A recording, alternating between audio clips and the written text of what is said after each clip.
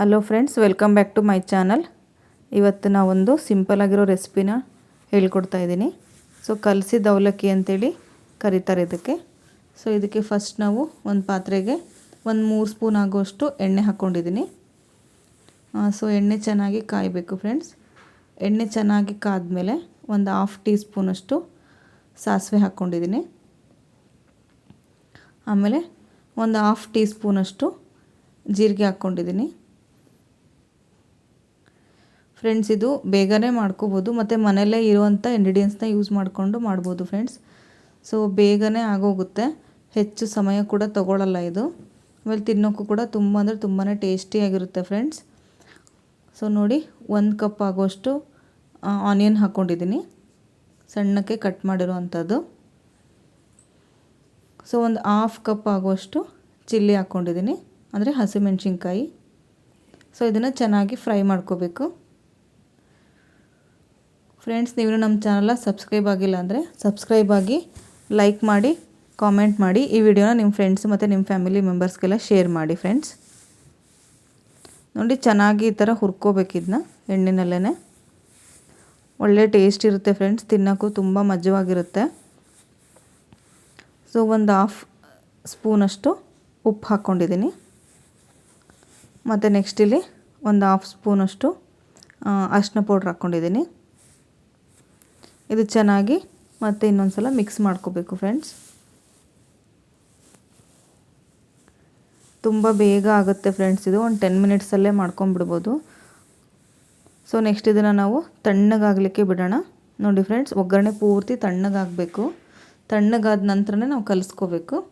ನೋಡಿ, ಇದು ಪೇಪರ್ ಅವಲಕ್ಕಿ ಅಂತ ಕರೀತಾರೆ. ಸೊ ಡೀಲಕ್ಸ್ ಅವಲಕ್ಕಿ, ಪೇಪರ್ ಅವಲಕ್ಕಿ ಅಂತೇಳಿ ಕಿರಾಣಿ ಶಾಪಲ್ಲಿ ಕೇಳಿದರೆ ಕೊಡ್ತಾರೆ ನಿಮಗೆ. ಸೊ ದಪ್ಪ ಅವಲಕ್ಕಿ ಎಲ್ಲ ತೊಗೊಳಕ್ಕೆ ಹೋಗಬೇಡಿ, ಚೆನ್ನಾಗಿ ಬರಲ್ಲ.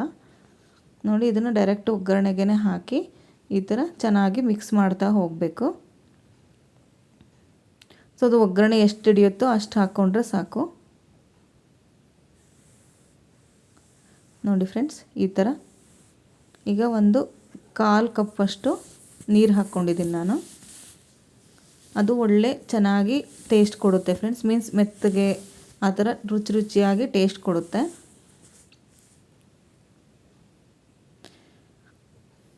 ನೋಡಿ, 1 ಟೀ ಸ್ಪೂನ್ ಆಗೋಷ್ಟು ಸಕ್ಕರೆ ಪೌಡ್ರ್ ಹಾಕ್ಕೊಂಡಿದ್ದೀನಿ.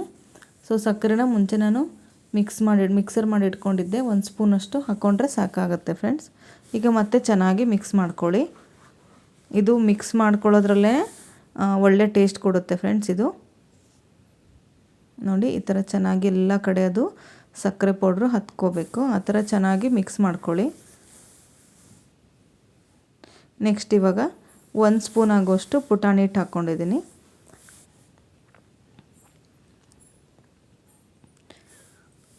ಸೊ ಈ ಥರ ಚೆನ್ನಾಗಿ ಕಲಿಸ್ಕೊಳ್ಳಿ ಫ್ರೆಂಡ್ಸ್. ಸೊ ಹೆಸರೇ ಹೇಳುವಾಗೆ ಇದನ್ನು ಕಲಸಿದ ಅವಲಕ್ಕಿ ಅಂತ ಕರೀತಾರಲ್ಲ, ಸೊ ಅದಕ್ಕೆ ಚೆನ್ನಾಗಿ ಕಲಿಸ್ಕೋಬೇಕು. ನೋಡಿ, ಎಲ್ಲ ಕಡೆ ಹತ್ಕೋಬೇಕು. ಸೊ ಈಗ ಸರ್ವ್ ಮಾಡೋಣ ಫ್ರೆಂಡ್ಸ್. ತುಂಬ ಅಂದರೆ ತುಂಬ ಟೇಸ್ಟಿಯಾಗಿರುತ್ತೆ ಫ್ರೆಂಡ್ಸ್ ಇದು. ಒಂದು ಸಲ ಟ್ರೈ ಮಾಡಿ ನೀವು. ಸೊ ಮಕ್ಕಳಂತೂ ತುಂಬಾ ಇಷ್ಟಪಟ್ಟು ತಿಂತಾರೆ. ಸೊ ಡಯಟ್ ಫುಡ್ ಅಂತಲೇ ಹೇಳ್ಬೋದು ಇದನ್ನ. ಸೊ ಮಾರ್ನಿಂಗ್ ಬ್ರೇಕ್ಫಾಸ್ಟ್ಗೂ ತಿನ್ಬೋದು, ಈವ್ನಿಂಗ್ ಸ್ನ್ಯಾಕ್ಸ್ ಅಂತಲೂ ಇದನ್ನು ತಿನ್ಬೋದು ಫ್ರೆಂಡ್ಸ್. ನೋಡಿ, ಸ್ವಲ್ಪ ಮೇಲ್ಗಡೆ ನಾನು ಹಸಿ ಈರುಳ್ಳಿನ ಕಟ್ ಮಾಡಿ ಹಾಕ್ಕೊಂಡಿದ್ದೀನಿ, ಟೇಸ್ಟು ಚೆನ್ನಾಗಿ ಬರುತ್ತೆ ಅಂಥೇಳಿ. ಮೇಲ್ಗಡೆ ಸ್ವಲ್ಪ ಹಸಿ ಕೊತ್ತಂಬರಿನ ಕಟ್ ಮಾಡಿ ಹಾಕ್ಕೊಂಡಿದ್ದೀನಿ.